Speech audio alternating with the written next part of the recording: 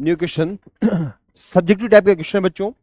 Explain the interaction of BCl3 and CCl4 with water and provide a justification for their differing behaviour based on their chemical properties and structures. Okay, तो बच्चों यहाँ पर हम बात करें कि यदि हमारे पास दो कंपाउंड है BCl3 एंड CCl4 की, तो यदि हम इसको हाइड्रोलिसिस करें, वाटर सेक्शन कराते हैं, हाइड्रोलिसिस ऑफ BCl3, तो आपने स्टडी किया हुआ है कि BCl3 पर जब वाटर का अटैक होगा तो यहां पर हमें कंपाउंड मिलने वाला है H3PO3 boric acid and 3HCl यहाँ पर रिमूव हो जाते हैं। ठीक है, यहाँ पर वाटर के लोन पे अटैक होता है बोरॉन के वेकेंट ऑर्बिटल के अंदर, तो बनता है क्या बच्चों, बोरिक एसिड बन जाता है।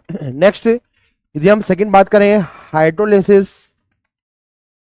हाइड्रोलिसिस ऑफ कार्बन टेट्राक्लोराइड, वही आपने स्टडी किया होगा, कार्बन टेट्राक्लोराइड में कार्बन के पास कोई भी वेकेंट ऑर्बिटल नहीं है और यदि आप वाटर से इसकी रिएक्शन कराते हैं तो यहाँ पर नॉर्मल कंडीशन पर किसी भी टाइप का हाइड्रोलिसिस नहीं होता है, तो नो हाइड्रोलिसिस यहाँ पर हमें देखने को मिलता है। ठीक है, ध्यान रखेंगे क्योंकि यहाँ पर कार्बन के पास में क्या है, नो वेकेंट ऑर्बिटल्स।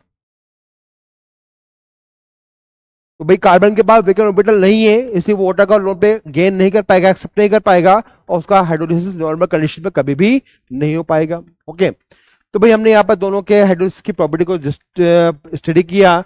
आगे बोला जा रहा है and provide justification for their difference behaviour based on their chemical properties. The chemical property की बच्चों बात करें तो यहाँ पर हम देख पा रहे हैं कि हमारे पास में जो BCl3 है, बोरॉन ट्राइक्लोराइड है, तो यहाँ पर बोरॉन जो ट्राइक्लोराइड है बच्चों, यहाँ पर इसका ऑक्टेट यहाँ पर भी इनकम्प्लीट दिखाई दे रहा है। इस टाइप का ये बनता है, 6 इलेक्ट्रॉन इसके पास में है और ये इलेक्ट्रॉन कम है आउटर शेल के अंदर, तो ये नीचे शो करेगा कौन सा, it is act as Lewis acid.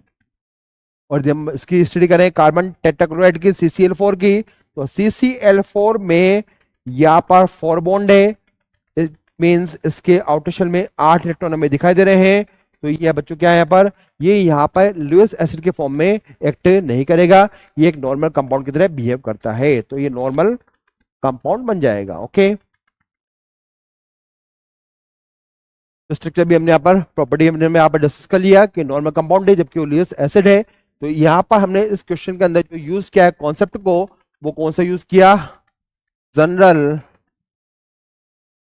properties of boron and carbon and their uses। Okay, तो इस क्वेश्चन का कॉन्सेप्ट मैंने यहाँ पर नोट कर लिया है।